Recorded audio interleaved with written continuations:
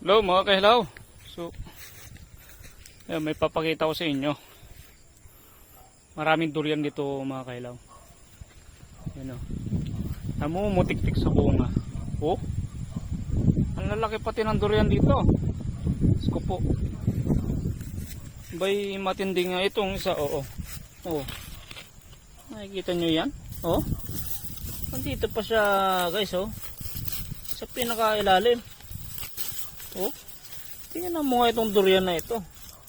Oh, ito siya namunga sa ilalim.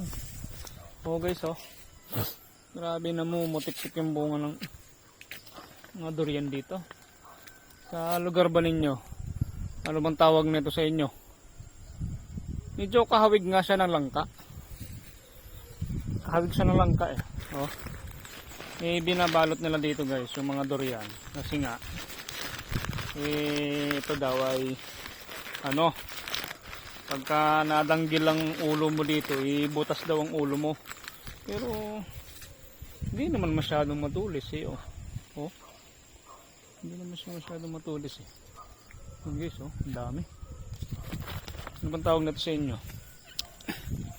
Yan oh, sayang tong durian na ito, nalaglag. Dami. Oh guys oh, masarap din daw to ano, gulayin. Yan, dami oh. Aba, yun matindi eh. Parang bola na guys oh. Oh, di ba? Iba yung itsura nitong isa. Parang nasyong bola. Parang binalot sa ano eh. Sa brief. Yan, ang dami.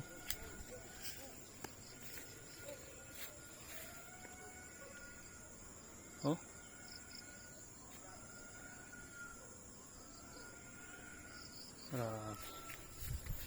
So, comment nyo nga mga kahilaw kung totoong durian nga ba talaga ito, kasi may nagsabi sa akin na durian daw to eh. Oh, di ba?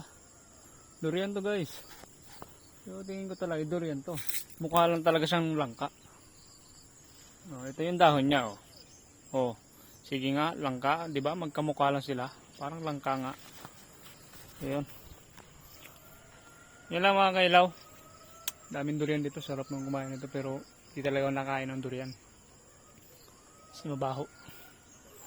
O yung mga paborito dyan sa durian yan oh. Oh, ang dami. Yun, thank you.